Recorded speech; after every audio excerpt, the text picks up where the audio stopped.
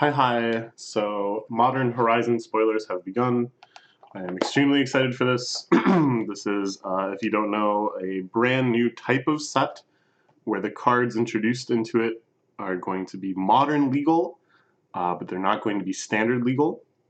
So it's a way for Wizards to kind of directly shake up the modern format, inject some cards into it. I follow modern fairly closely. I think it's the format I'm most familiar with. And I think Modern is in a pretty weird place right now. So I'm excited to see what kind of changes to the metagame are going to result from this. Um, it's also kind of like a time spiral too, where we have like a whole bunch of nostalgia type things and callbacks to previous cards and generally a lot of complexity, which I think is very exciting. I'm a big fan of Time Spiral, and I'm a big Magic nerd in general, so I like kind of looking for all these references and such. And it's also meant to be like a standalone draft environment, something like a Masters set, where it's a higher power level than a normal standard set, but lower than like a cube or something. So three kind of major goals that it has. I hope for it to succeed in all three of them, because all three of those things is pretty exciting to me. Like before, we're going to try making some bold predictions, and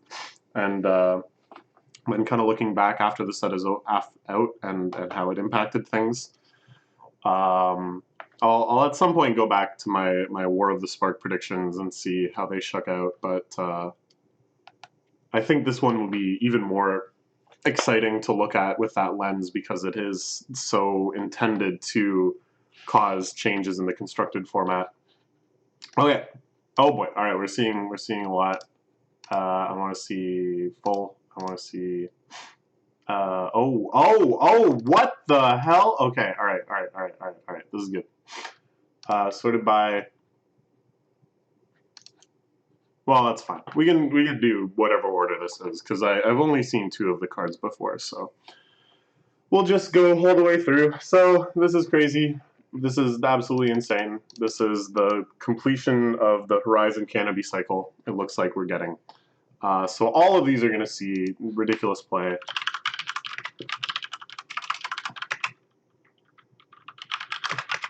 Oh cow! Everything sees play. I doubt that there's any color combination that won't see play in at least some versions of the decks that have those colors. This one especially, I sense great potential in. This is just so strong. This is like, oh man, okay, they're really doing it. Things are getting crazy already. Pondering Mage, okay. A 5-drop Human Wizard. Enters the battlefield, look at the top 3 cards of your library and put them back in any order. You may shuffle your library, draw a card. So it's kind of like a mage that casts Ponder. What a surprise. It's a bit of a fatty. And this is the art that it's referencing. So Ponder, pretty strong effect. I guess that's the face in the background is this guy. So it's like the same artwork, it's just kind of rotated around, and here we're seeing like, whatever. All right, this is cool. Already, we've got 2 cards that are already connected to pretty noteworthy cards that existed before. This I don't think is actually going to see any play though. It's just way too slow. Too slow for constructed, but in limited, there's no way this isn't a good play. It's just a pretty fat body. You get a card. You get 3 looks. So Ponder is actually extremely strong because you basically get to look at 4 cards if you want. You can look at the 3 cards, and if you don't want any of them, you can shuffle and then draw and get a 4th. So it's pretty strong. I wonder how are they going to make blue not just completely busted and limited. Nurturing Peatland, so this is another part of the Horizon Canopy cycle. New life is born within its shadows. I like it. What was the first one called? Firely Islet. Cool. I like it too. And there we go. Waterlogged Grove. Sun-baked Canyon. As the river ran dry, travelers wandered where fish now swam. I like it. Sure. Silent Clearing. All right, Dismantling Blow. Okay, so we have Off-Color Kicker. That's kind of cool. The fact that this says not legal in Modern, I guess is just because the set isn't out yet. Oh, yeah, because this is a reprint, so that's why. But yeah, this is a solid card. I don't think it has a home in Constructed, but it's a very solid limited play. Maybe in blue-white control, they want something like this because they are okay with playing Permission up until they're kind of at their 3-drop spot. Then they can shift gears and play a little more reactively and have this. And then late game, the fact that it draws you 2 cards is super sweet. Maybe. Okay, I don't know. Oh shit, it's my boy! It's the nimblest of mongooses. Okay, so this is a pretty cool reprint. This used to be actually a fairly big deal in Legacy, if you can believe it. The fact that it's just a 3/3 with Shroud for 1 really doesn't seem like it would make an impact on Modern or Legacy now. But back in the day, this was one of the centerpieces of a pretty solid deck. That was just about getting Threshold ASAP, as you can assume. In Standard, in its era too, this was, I think, a pretty big powerhouse. Excuse me. Along with Wild Mongrel. All right, I love it. I don't think it's going anywhere.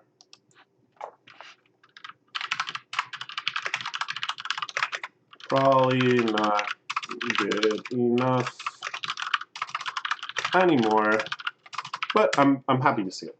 Why not put it in Modern? Give it every chance it has to find a home. I don't think it's good enough anymore. New art too? Or no, it was an Eternal Masters with that art. All right. Ooh, it's all right. Force of Despair. It's not your. Oh my god! Oh, I see. I see what's happening here. You see, force of. Are they making a force of cycle? One that, of course, just like Force of Will, destroy all creatures that entered. Holy crap! All right, hold up. What the hell am I looking at here? All right, first off, the art is super cool. The art is like actually so fucking cool. It's like kind of classic Magic type stuff. These sort of fleshy skeletons and stuff I associate with like very early Magic art. Seb McKinnon, man, this guy is just killing it. This is crazy. Okay, so what does this beat? This beats like so many things. All the decks that are just kind of like surprise. Here's like a majillion elves. Here's a billion whatever. Here's all my guys attacking.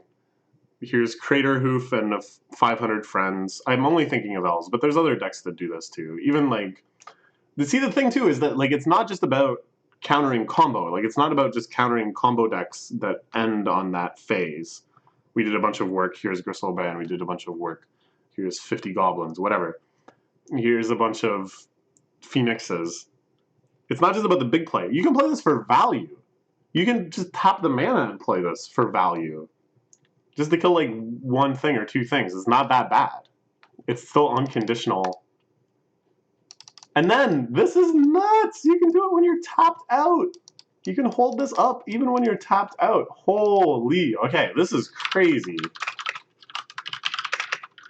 Multi-format sideboard staple. I think this is going to show up in all sorts of places as sideboard tech. In so many black decks, this is just like far and away the best answer. Like this is like the opposite of playing Bantu's Last Reckoning, right? Like you play Bantu's Last Reckoning for your Desperation Wipe, okay? And you're like behind a turn because your lands don't untap. Here it's like the opposite. You get to tap all your lands and stuff, and then still do this. You're like up a turn. You're up a turn after you play this. Yeah, I think wow. Okay, can't wait to see these other forces. Astral Drift! Oh shit! Oh, I love Astral Drift. If you know about Astral Drift, this looks like Tatsumaki. They got Tatsumaki up in the artwork using Psychic Tornado. Wait a minute. No, it's different. I'm thinking of Astral Slide because I was about to say I don't think Astral slide had cycling itself.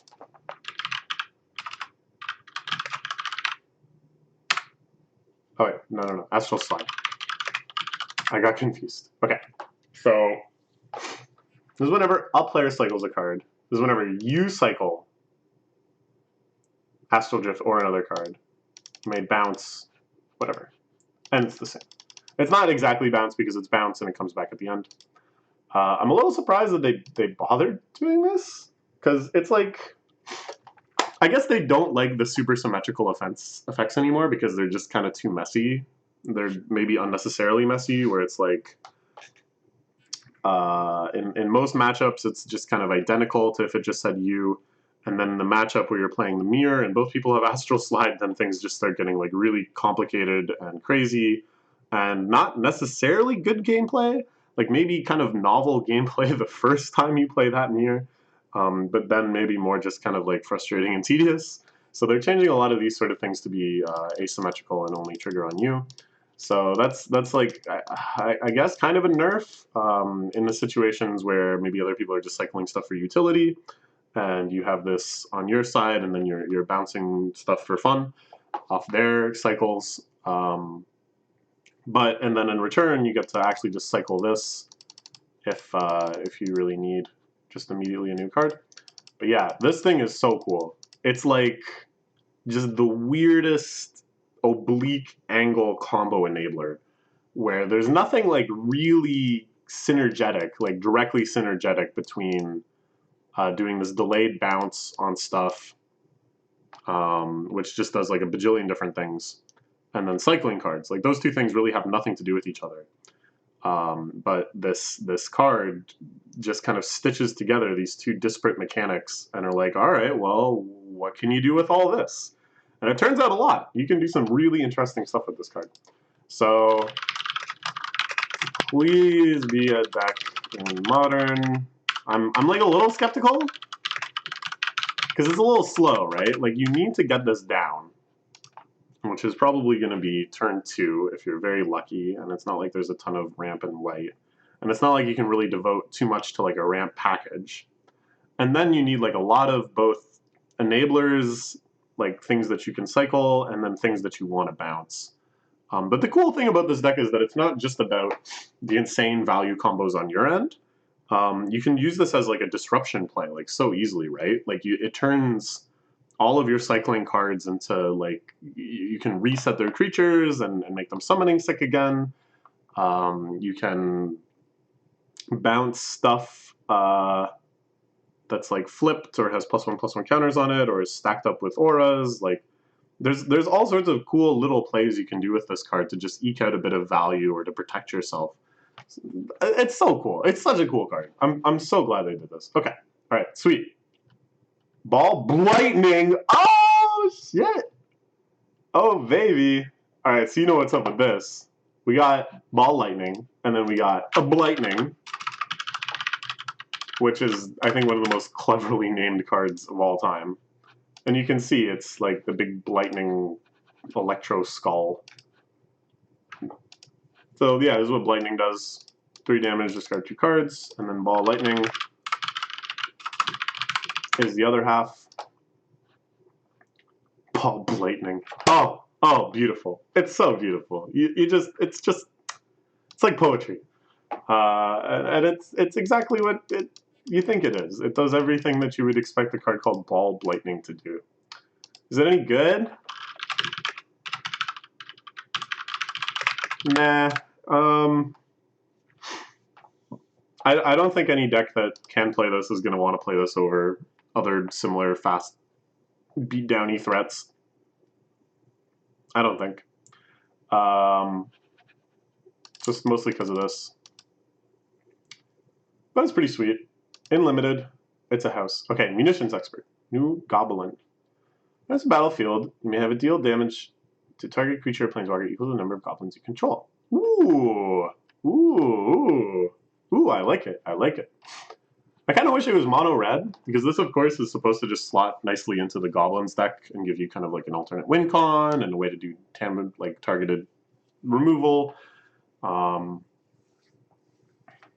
Oh, sorry, I thought it hit players too, but it's just creature or planeswalker. But still, this is pretty nice, because goblins have a hard time dealing with kind of utility creatures that don't want to get into combat.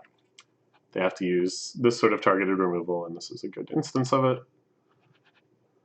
Yeah, I don't know. But the fact that it's red-black, I don't know. I think it's like too slow for the really aggressive decks. It's too contingent on already having a pretty good board presence. Yeah, I don't know. What did I say?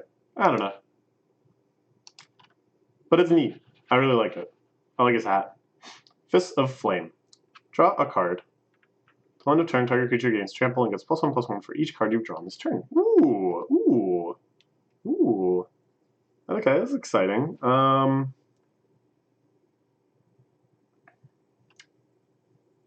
Yeah, I don't know. It's like, it's what it is. It's a solid enough combat trick. It's good and limited. Can lead to kind of a big blowout. Getting trample is really nice too on that kind of blowout plan.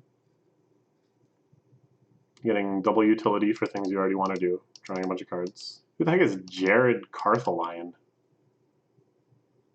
I don't know. Okay, alright. Sure. Dominable Tree Folk. Oh, it's a snow creature! What? Whoa! Is there like a whole snow theme in this block? Or in this set? It's not a block, but...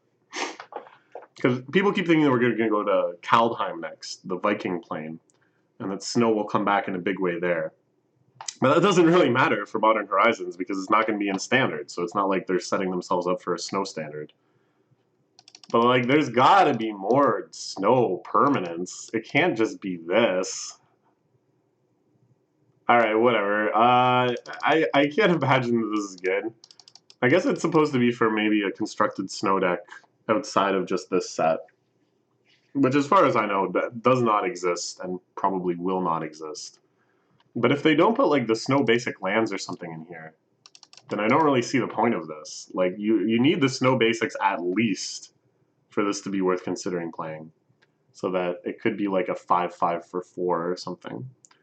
And then ideally you would have some like snow dual cycle or something like that too. This is all right.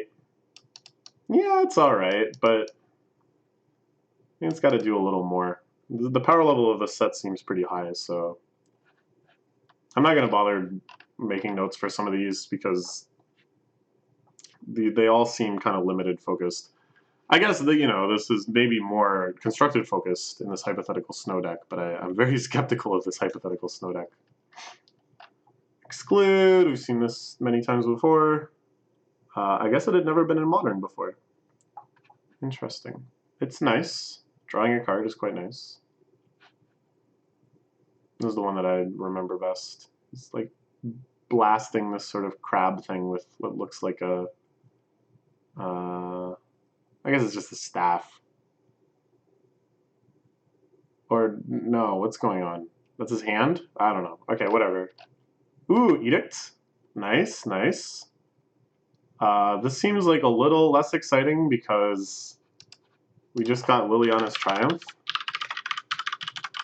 which is just strictly better than Edict. It's just the same effect plus this little Liliana bonus, which is not irrelevant because a lot of decks play Lily of the Veil and stuff. So it's a little disappointing. We just got like worse Edicts after we got Edict at all. All right, whatever. Oh yeah! Oh, they did it! They really did it. They're crazy for this one. Actually, they're not that crazy. I'm going to be surprised that this actually sees play in Constructed Modern. It's just exciting.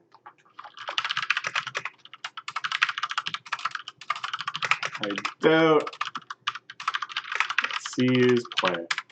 The decks that want this sort of effect have already accelerated past it, right? Like, it's too slow. It's 4 mana.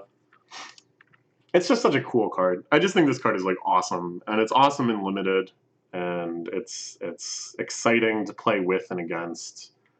It's really, really high skill. I think it's just like one of the best design cards in the entire game. So I'm all for it being in Modern and perhaps seeing slightly more constructed play because of that. But I don't think it's anywhere in Legacy right now. Like I don't think any deck still plays this in Legacy, and Modern in many ways is actually faster than Legacy now. So this is way too slow. But it's awesome. I just love it. Undead Augur. Okay.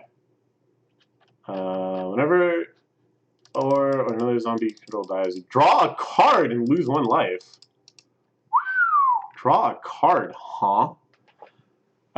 So there's something pretty crazy you could do with like, wait, is Bloodghast a zombie or is Bloodghast a vampire? It's a vampire. What about what's it called? There's a couple. Gravecrawler.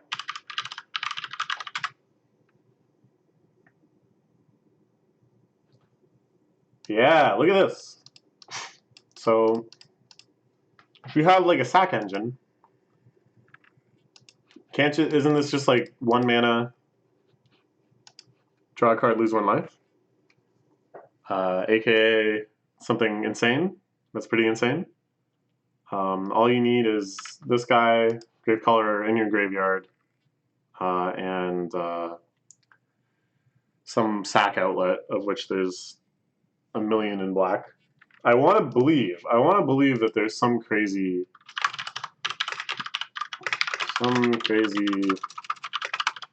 zombie deck with Gravecrawler. What's the win con? You just draw a ton of cards. You have an amazing value drawing Cardan.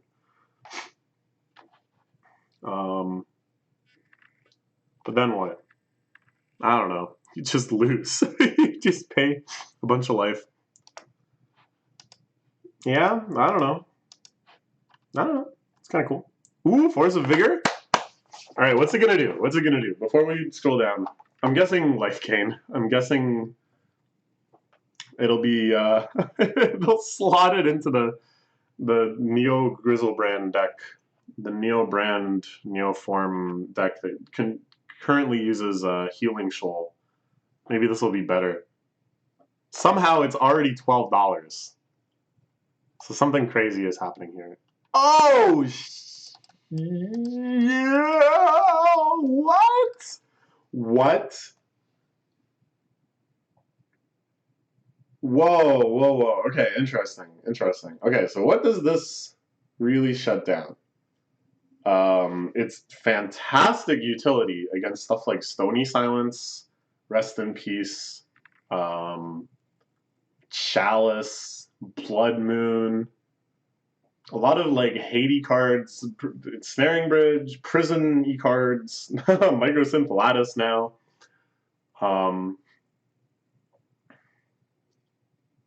Do it for free. Yeah, this seems bonkers. I'm really curious. I think once again this is going to be a multi-format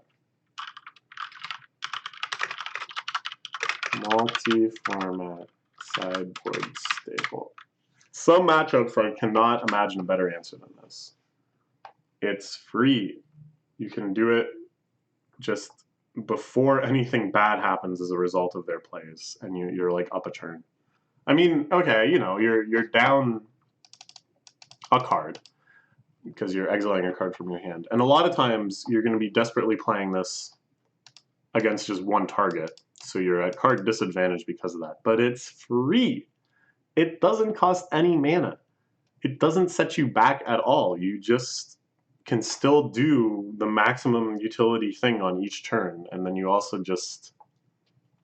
Like, am I crazy? Is this not as strong as it seems? This seems really strong. Okay, so the other question I have is, because they're doing this, does that mean they're actually just going to print Force of Will? Or are we actually just going to get real Force of Will in Modern? And if so, like, what the hell? Like, it's crazy. Seasoned Pyromancer. Oh my god, is this like Young Pyromancer Evolution? I think so. Look, he's in the same pose. When is discard 2 cards and draw 2 cards. For each non-land card discarded this way, create a 1/1 explosion. Yeah, it's not young peasy. I don't think. I don't know. It doesn't seem as exciting as Young Pyromancer because it doesn't do anything after it's just ETB. And then when it dies, you get just 2 more elementals. That's not why Young Pyromancer is exciting. It's not just that you get pretty good value where you're like, oh shit, I just got like 4 power on the board for 3 mana. And guess what? Later I'm going to get another 2 power like in the late game. Am I right? Am I wrong? Like, you get the mill too, or loot too, sorry. That's exciting. I mean, it's good value. It just doesn't seem like that dynamic. Like, it's not a card like Young Pyromancer that can just take over the entire game. I thought they would just make a bigger version of Young Pyromancer. That it would be like 2/2 elementals, and then everything else is the same, and it just costs more mana and it has bigger stats. I thought that would be like actually super exciting, and I would have no idea what sort of impact that would have. This is like, it's okay value. It's going to be a strong play no matter what. But on some situations, you're just going to get like a 2/2. Because you probably do want to discard lands. You're probably like an accelerating kind of beat you up deck. So you're probably discarding lands. You're trying to like fuel up. So you're probably just getting like a 2/2 for 3 that later gets you a couple more 1/1s. It's like, I don't know, man. Underwhelming. I'm going to be surprised if this sees play. It just doesn't seem like enough value. And it doesn't do anything past the initial little burst of value. Like, this is nice, but is it? It's like turn 5 and your big play for the entire turn is to get 2 1/1s? Like, I don't think so. I don't think so. Okay, what's next? Ooh, Flusterstorm? That wasn't in Modern before, huh? Alright, that's exciting. Storm is like kind of back in Modern. It's like a solid tier 2.5-ish deck as far as I can tell, that a lot of people don't play because it's a kind of a pain in the ass to build and learn, and you're just better off playing like Phoenix if you're going to play those colors. Flusterstorm is actually kind of decent utility tech against Phoenix, though. In that if you counter their 3rd spell, they have to, it's like a 1 mana leak against it. Or better than a mana leak. I don't know. I think literally Storm, this doesn't do enough to hate against it. But a lot of the other just kind of like spell spamming decks, this is probably pretty good tech. Or something like, yeah, like Neo Brand. Those decks are all about having one big turn. So then if you just like Flusterstorm, the actual play that they make to win the game, they're like, well, rip, you know, that was the 15th thing I played. There's no way I can possibly pay for this. And then they've probably played like Summoner's Pact or something, and you get them. So, you know what? I don't know. I'm going to say this is like sideboard. We'll see sideboard play. Because I really doubt that Storm itself is going to get more powerful because of this set. It feels like they really are kind of careful about introducing new things. No, I say that, but they've screwed up so many times before. So I'm sure their intent is not to buff Storm, but they might end up buffing Storm anyways. Like, this is okay in Storm. Like, just okay, though, to win counter wars and stuff. But I really don't think that that's what Storm in Modern is truly caring about doing. It's more just trying to, like, go off. Oh, what the hell is this? Morphon the Boundless. Legendary creature shapeshifter. It looks like a non-artifact. Yeah, it's a non-artifact colorless creature, which is pretty rare to begin with. So that's kind of cool. I love this way this guy looks. Oh, it's a changeling. All right, cool.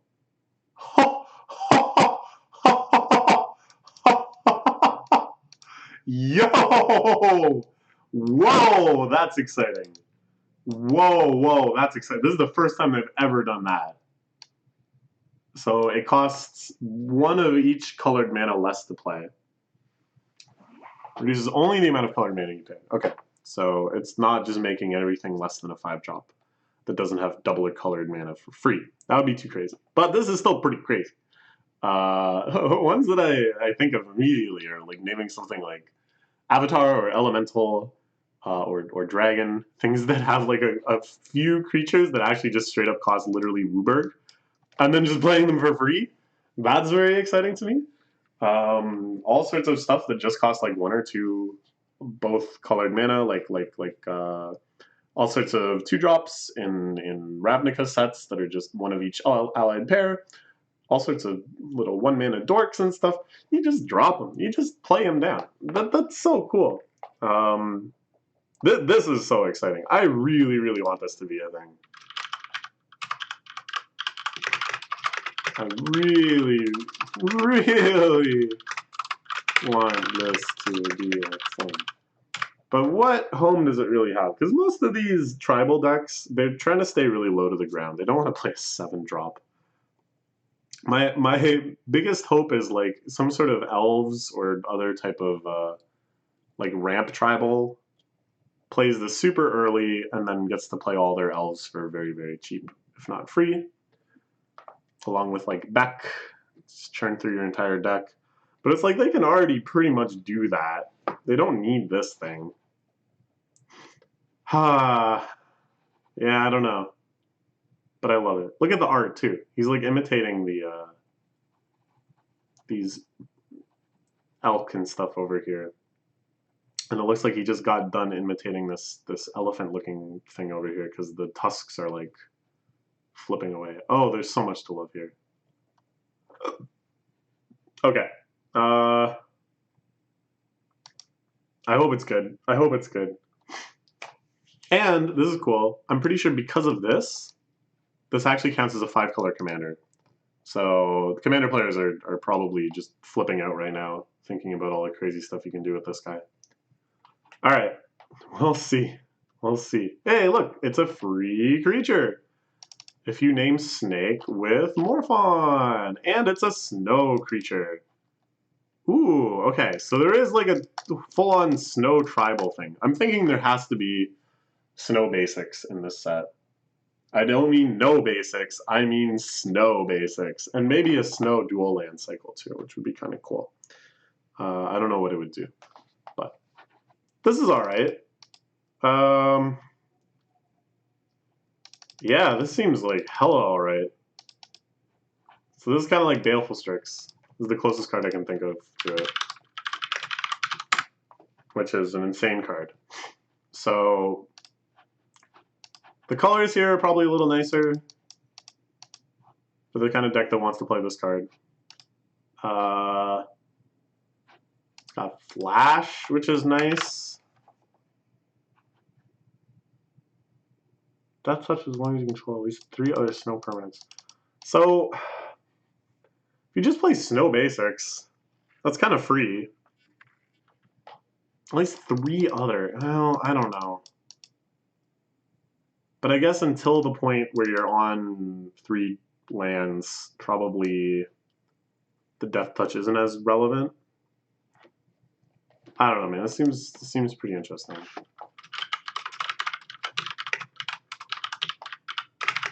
So this isn't enough to make me not skeptical of the snow deck. The question is whether this is just good enough regardless, without reliably turning on snow, or by turning on snow incidentally just for this card, without it detracting too much from the rest of your deck. I think the latter is like kind of feasible because it's like, why not play snow basics?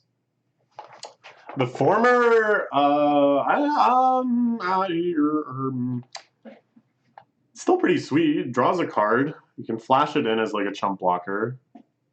It's still pretty sweet. It's pretty sweet overall. Oh, how easy getting Snow Thrush is going to be.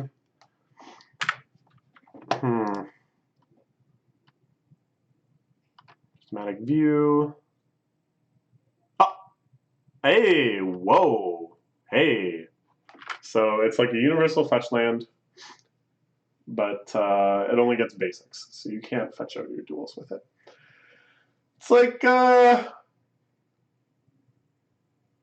not good enough. Because, you know, fetching the duels is what makes fetch lands so strong in terms of fixing your mana. So I don't think it's quite there. But it's really cool. It's exciting. Maybe there's decks that want to play it. But I kind of doubt it. Because you can always just get basics with your normal fetch lands too. Force of negation. Whoa! So it's not force of will. It's not force of will. It's force of negation. But is it the same? Ah, non-creature. Okay. But it exiles, which is exciting. And non-creature is usually what you're trying to desperate counter with force anyways. Most of the decks that win with a big creature are not hard casting that creature, right? They're playing Through the Breach or Gyoro's Vengeance or Reanimate or whatever. So that's the thing you counter, and then it's non-creature, and you're fine anyways. The decks that really do hard cast a big creature and use that to win the game, like Crater Hoof or something, don't really care if you counter any aspect of their deck. Those are the decks that are usually pretty strong against counter magic because they just have so many simultaneous routes to victory happening with every card they play. So I think in many ways this is like just as good as Force.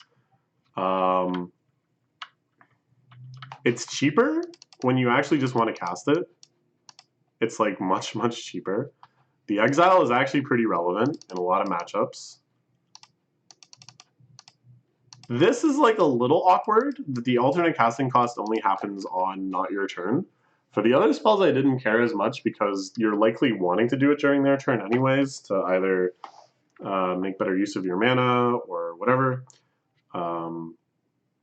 But this, it means that you can't use this to counter their counter when you're trying to push something through on your turn. So that's pretty relevant. But the thing is, we don't actually have real force in Modern. Crazy. Another one. So it's not like it's actually competing with Force of Will.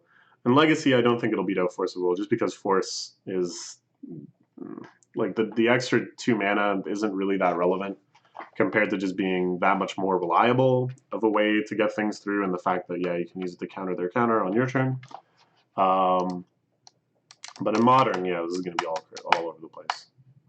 Crazy, crazy, crazy, crazy. Now, we can't just say Force anymore. We have to specify Force of Will. Or rather, actually, probably all of these will just have their names changed. But then we get mixed up with Pact of Negation. You have to say the whole thing. It's the only way. Ooh, Deep Forest Hermit. Squirrels, squirrels, squirrels, squirrels. Give me squirrels. Come on, come on, come on. If this isn't a squirrel card, I'm going to be so sad. It has to be, right? Oh, look at them. There they are. There they are. There's my girls. There's my squirrels. Nice. All right. I like it. So it's a lot like Deranged Hermit, except that instead of echoing, you got to pay for it again, or else it leaves. It vanishes, and you gotta you get your squirrels while you get them. It's like a little. It's like synergetic with bounce things now instead of synergetic with recursion things. But it's the same sort of synergy. You're still getting insane amounts of power for your 5-drop, which I like. Yeah, I love this thing. Love it. Main. Squirrel. Probably still never. So in Legacy, I've seen people try the Squirrel deck. And I think it's really cute. I think it's like very entertaining. And it does a lot of like funny things. Like just kind of playing this weird grindy matchup with your Squirrel's Nest and stuff until you can get the infinite combo. Because there is an infinite combo, I'm too lazy to explain it. And I feel like this isn't really going to help that deck because that deck already curves out at like deranged Termit and doesn't really need that much more on that end. It's more just about getting the combo and kind of playing utility stuff until then. But I just want to believe. I just want to believe in the hope of the Squirrel deck. And that amazing possibility that one day maybe you can competitively play with a deck that just tries to make a bunch of squirrels and beat the poop out of people with them. Ah, I love it. All right, here we go. Our snow-covered basics, full art. That's cool. I hope there's also not full art so that they'll get a little cheaper because it looks like getting snow basics. Maybe that's the reason not to play snow basics. They're like $3. Nice. I like this art. It reminds me a lot of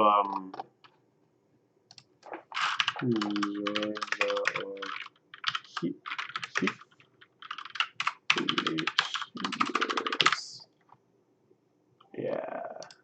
So O'Keefe, known mostly for her flowers, but she also did some like mountain landscapes, some like snow-covered mountains, some lakes and stuff.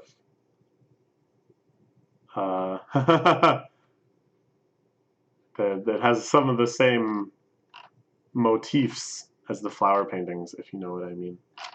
I thought she had some that were just straight up glaciers. I might be conflating some stuff I saw of hers with another artist that did glaciers. Anyways, I like that kind of really stark, isolated, and yet kind of dreamy, creamy, flowing ice. It's cool. Okay.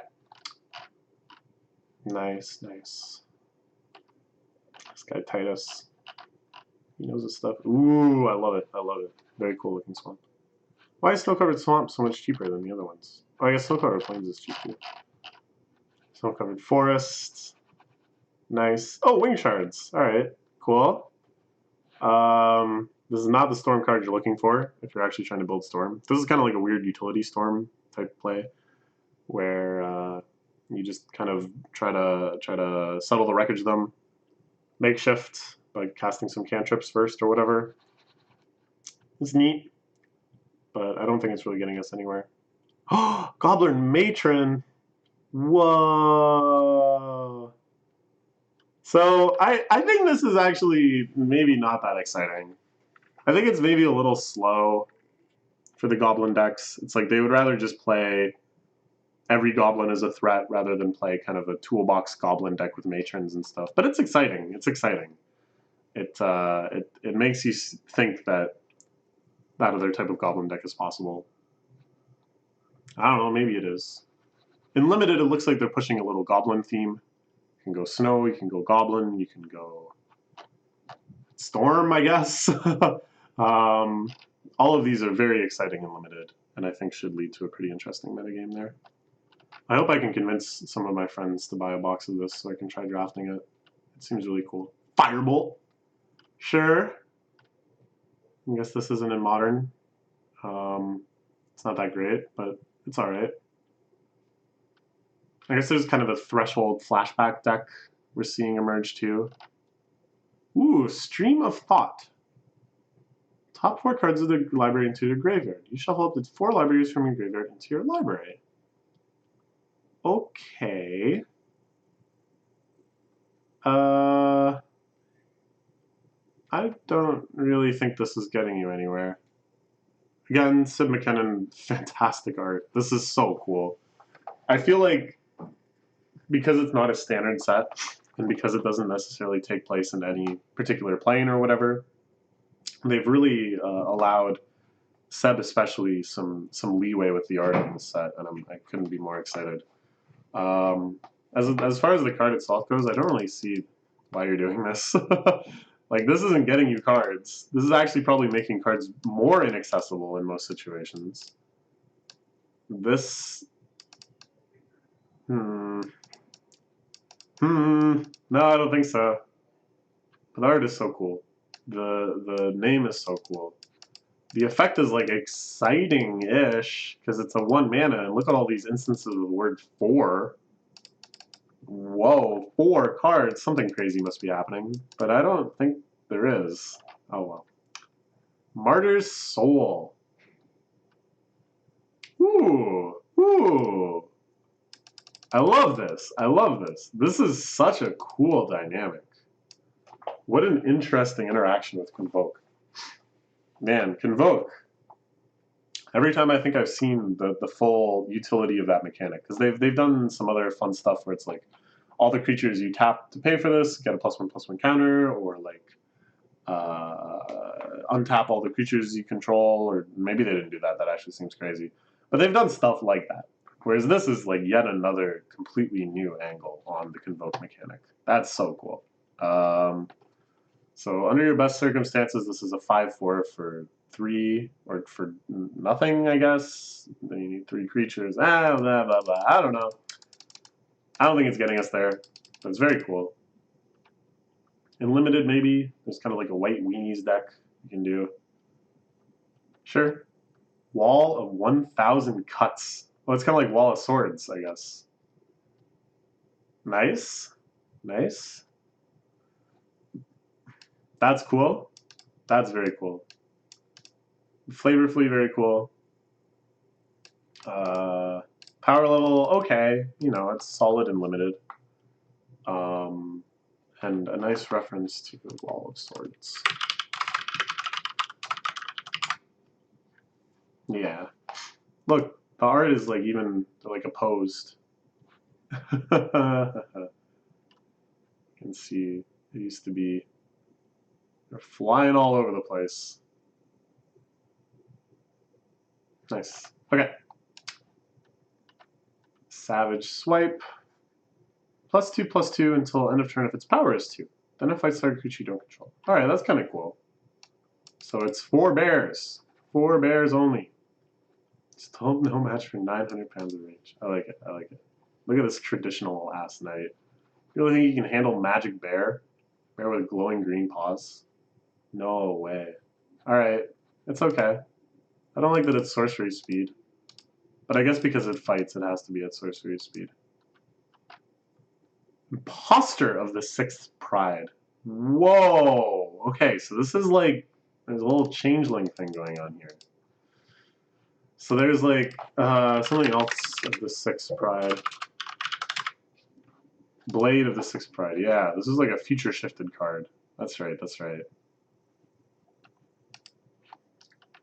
Okay, alright. Nice.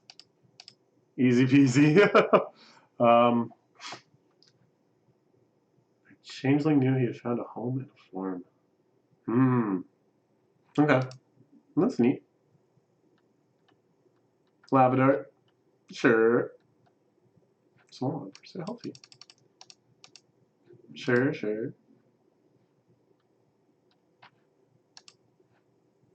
Venomous Changeling. Okay, so there's a little cycle going on here. Contain Venom. It is Venom. Sure. Headless Spectre. It does combat damage to a player if you have no cards in hand. That player discards a card at random. Ooh, so it's sort of like Hypnotic Spectre?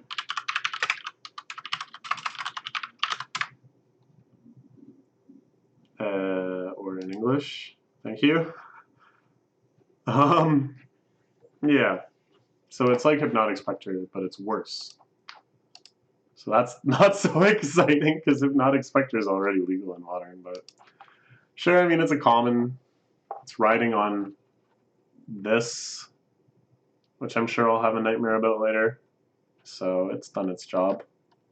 Prohibit. Alright, yeah, this is a card. Like, this is pretty relevant in a lot of matchups. But I don't think it's really going to see any play. I think this is just kind of like okay and limited for early game interaction, and then late game you don't really feel that bad about paying 4 mana to counter something 4 mana-ish. Sure. Is this new art? No, I was going to say, I haven't seen any Adam Rex art lately. Adam Rex, I think, is the most inconsistent artist ever. A lot of his stuff is really cool. Then he has like some really just weird looking cards. that I'm not actually super about. Actually, so far I like all of these. What was the one? Yeah, this one. Now I kind of like it, but I remember as a kid thinking this is like the stupidest looking card ever. But no, I think I like it now. Now I think I like it. I don't know why I disliked it. Now I think it's just funny. I guess I was taking Magic too seriously back then. Okay. Goblin War Party. 3 goblins. Ooh, okay. Well, that's fun. So this is for the limited goblin deck. Daruchenko. Daruchenko. That's a cool name. Alright. That's fine. Elvish Fury. Wow. It's an elf combat trick. Oh, it's a reprint. Alright, that makes a little more sense. Doesn't seem like the thing elves do anymore. Fail to respect the forest and you will fertilize it. Whoa. Alright. Buyback is a pretty insane mechanic. Especially in limited. Here, I don't think this is a strong card no matter what, but if they print some of the other crazy buyback cards like Capsize and stuff, things could get very interesting. Choking Tethers, sure. It's fine. And there's the cards we've seen before. Okay. So far pretty exciting. I haven't seen too much that I would say is crazy outside of these force cycles. The force cycle I'm like very, very interested. Astral Drift, sick card. Actually a lot of these, oh, and the Horizon Canopy cycle, that's gonna see major, major impact too. Yeah, lots of sweet cards. But no, I can't even say but anything. Because there are actually quite a lot of cards that I think are going to make a major impact. All the forces, I'd be shocked if they didn't see some sort of impact. The Horizon Canopy cycle, going to be all over the place. And then this, I think. I'm going to be thinking that this we'll see something here. With a deck that has like snow basics. And I'm assuming that there's going to be... No, it doesn't quite make sense because this is going to be a full cycle. It looks like, or have we only seen enemy lands? Oh, maybe we've only seen enemy lands. Maybe the allied colors aren't going to be in it. That'd be crazy. If they just did the enemy lands and Horizon Canopy, would they do that? Do you think they would do that? I don't know. All right. Well, we will eagerly await more spoilers. Let's refresh and see if there's any more that came out while we were making this video. I don't think so. Yeah, those were the ones on top when we looked before, so there's not like any that have been interjected in the middle. Alright. That's okay. Unless there's a new one here. Let's just check book. Yeah. Alright. That's all for now. Let's look forward to more spoilers probably tomorrow.